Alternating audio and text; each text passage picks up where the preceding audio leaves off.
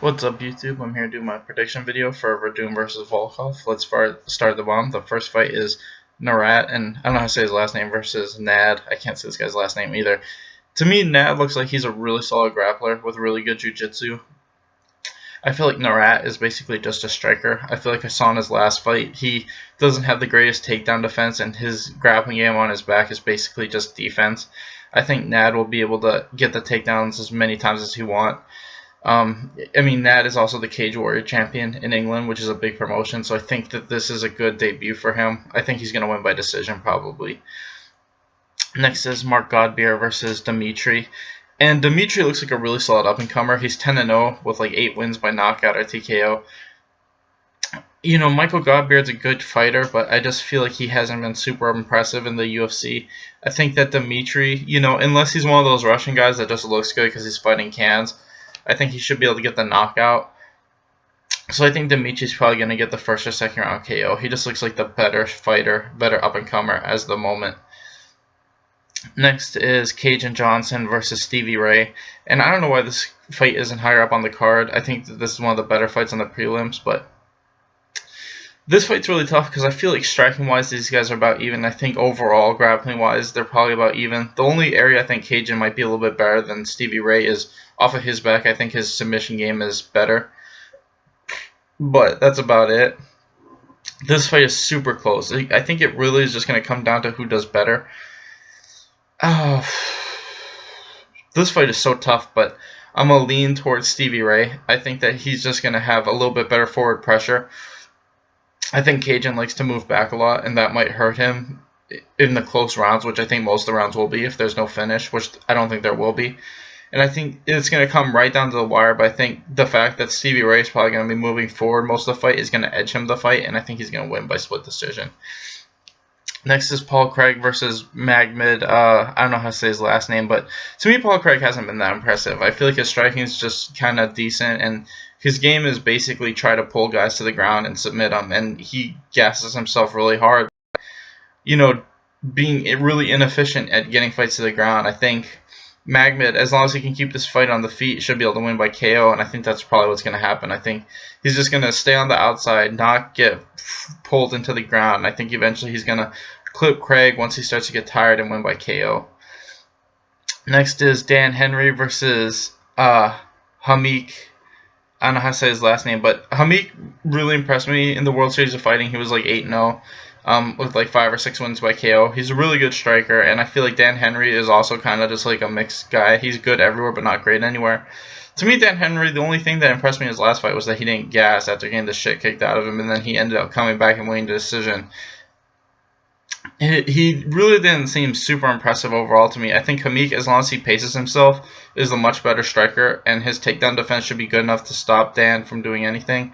And I think Hamik is just going to win a decision. I think his striking is way better, and as long as he doesn't gas out like how the other guy that just fought Dan did, he should win a decision pretty easily. Next, we got Jack Marshman versus Brad Scott, and to me, I think Brad Scott has a little bit better conditioning and probably throws a little higher volume, but I think Danny Roberts just hits harder, and I think his grappling overall is better. I think we saw in, Brad Scott's last fight that his ground game is not that impressive, and to me, Brad Scott's just been looking less and less impressive in all of his fights. I think Danny Roberts is just going to eventually clip him with a big shot or eventually get to the ground. I think he's going to win by knockout or TKO probably in the first or second round. Next, Jack Marshman. I think Jack Marshman's going to hit him with like a big punch and just eventually get mount or something. I said the wrong name. I'm sorry. Next is Danny Roberts versus Oliver M. Camp. And to me, Danny Roberts, he looks really solid. It's just his chin is kind of not that great. I think he's super hittable, and that kind of worries me. Oliver M. Camp looked really good in his last fight. I think that even though he lost, he showed that he kept up with the guy who I thought was a lot better than him, and he showed that he's not as far behind as I thought he was. That being said, I still feel like he's primarily a grappler, and I think Danny Roberts is probably the better grappler of the two. And I think unless Danny Roberts gets caught with like a big punch, I think he's the better striker as well. And I think this will be a close fight, but I think Danny Roberts is going to edge out a decision or maybe get a submission if Oliver M. Camp just tries to force it to the ground too much. So yeah, I got Danny Roberts by finish. Next is John Phillip versus Charles Byrd, and Charles Byrd looked decent on Dana White looking for a fight, but he wasn't fighting super great guys. You know, John Phillip is not the greatest fighter ever, but he is a really great knockout artist.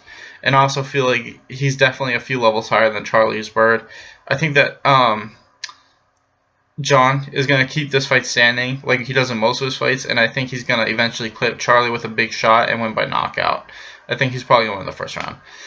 Next we move on to the main card. The first fight is Leon Edwards versus Peter Sabata, and to me this fight is 100% about conditioning because I think these guys are basically even everywhere. You know, I think Edwards is probably a little bit better of a striker, and Sabata's a little bit better of a grappler, but I think Sabata's got the edge in conditioning. I think Leon Edwards kind of pushes the pace too hard early, and if he can't dominate guys right off the bat, he tends to gas a little bit. And I think that's what's going to happen. I think he's going to be more offensive in the beginning, and then Sabata is going to be later more offensive towards the end. And I think Sabata is going to win by submission, probably at the end of the third with like a rear naked choke or something. Next is Tom Duquesnoy versus Tyron Ware, and I feel like the UFC just hates Tyron Ware. I feel like they keep on giving him these really difficult fights, and I just feel like Tom Duquesnoy is a lot faster. I think that, you know, Tyron Ware is primarily just a striker. I think Duquesnoy is going to kind of just mix in takedowns with his strikes and just win a decision. I think the striking is going to be even, but I think Duquesnoy is just going to hit takedowns every now and then and just edge out the points in every round and win a 30-27 decision. Next is Jimmy Manuwa versus Jan Blachowicz, and to me, I don't think anything's that different from the first fight. In all honesty, I think Jan still has the same problems. I think his conditioning isn't super amazing, and I think Jimmy Manuwa overall is the better striker.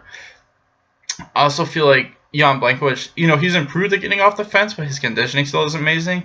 So I feel like, you know, as long as Jimmy Manuwa doesn't get caught with anything big, he should be able to do what he did the first time, just push Jan against the fence, just kind of hold him there, beat him up a little bit, and just get a boring decision just like last time. And that's what I see happening. I think Jimmy Manuwa wins a 30-27 decision.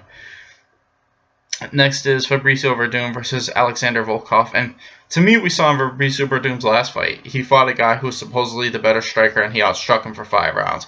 I feel like people really underestimate Werdum's striking. I think he's one of the best strikers in this division. I don't know if he's necessarily better than Volkov, but I think he's good enough to keep up with him.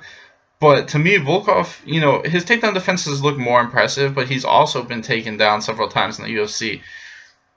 I do feel like sooner or later Werdum is going to hit a takedown, and once he does, I think he's just going to submit him. And I think that's probably going to happen in the first or second round. I think their striking is going to be even, and sooner or later Werdum's going to go for a takedown, get it.